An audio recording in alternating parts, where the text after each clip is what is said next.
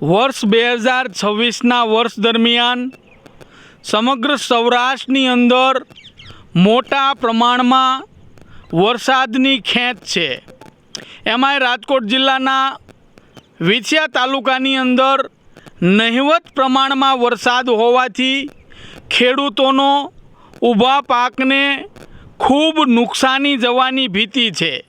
આજે શ્રાવણ મહિનો એન્ડ ઉપર છે, અષાઢ મહિનો વી ગયો, અડધું ચોમાસું વીતી ગયું, તેમ છતાં એક પણ ટીપું અહીંના સ્થાનિક તળાવની અંદર ક્યાંય પાણી આવ્યું નથી। એટલે કે એટલો ઓછો વરસાદ છે કે પડાબાર પાણી પણ નીકળ્યા નથી। એક બાજુ ગુજરાત સરકાર ખેડૂતોની વાત કરે છે, સૌની યોજનાની વાત કરે છે। વર્ષોથી વિછિયા તાલુકાના અસંખ્ય તળાવ જે આજે આ તળાવની અંદર ઊભા છે એ વિછિયા તાલુકાનું રેવાણિયા ડેમ છે।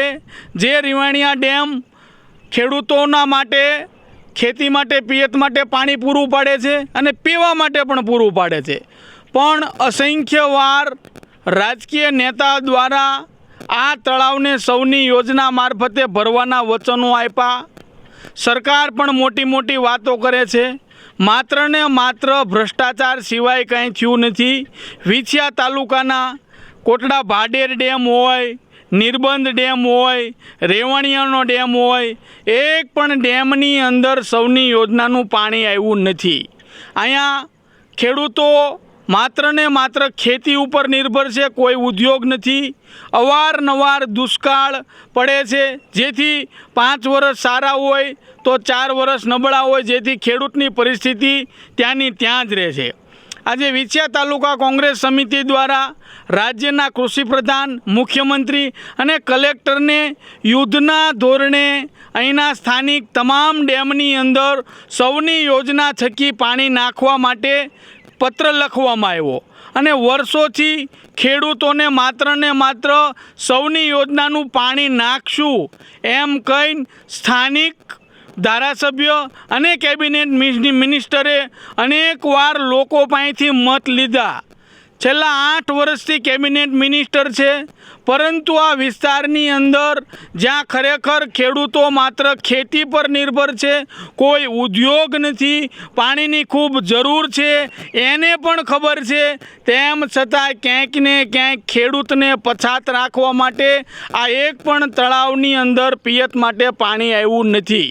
તો અમારી માંગ છે કે વર્ષોથી વાત કરવામાં આવે છે કે 2022ની વિધાનસભાની ચૂંટણી મને જીતાડી દો તો તળાવની અંદર પાણી આવશે, 2017ની ચૂંટણી જીતાડી દો તો તળાવની અંદર પાણી આવશે, પણ ખેડૂતોનો પ્રશ્ન ત્યાં ને ત્યાં જ રહ્યો। પાણી આવ્યું નહીં, માત્ર ને માત્ર સૌની યોજના થકી તમામ વિસ્તારની અંદર મોટો ભ્રષ્ટાચાર થયો અને વિછિયાના ખેડૂતોને મોટું નુકસાન ભોગવવું પડ્યું। આજ વિછિયા તાલુકા કોંગ્રેસ સમિતિ દ્વારા માંગ ઉઠાવવામાં આવી। ખેડૂતોનો ઊભો પાક સુકાય છે, ખેડૂતો ખૂબ મુશ્કેલીમાં છે, કરોડો રૂપિયાનો ખર્ચ કરવા છતાં ખેડૂતોનો પાક બચાવી શકાય એમ નથી।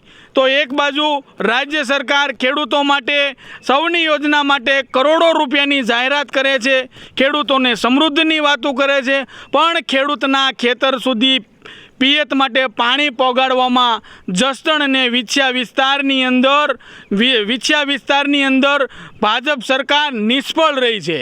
આગામી દિવસોની અંદર જો યુદ્ધના ધોરણે આ તળાવની અંદર પાણી નાખવામાં નહીં આવે તો ખેડૂતોના હક માટે, ખેડૂતોના ન્યાય માટે આ જલદ આંદોલન ખેડૂતોને સાથે રાખીને વિછિયા તાલુકા કોંગ્રેસ સમિતિ કરશે।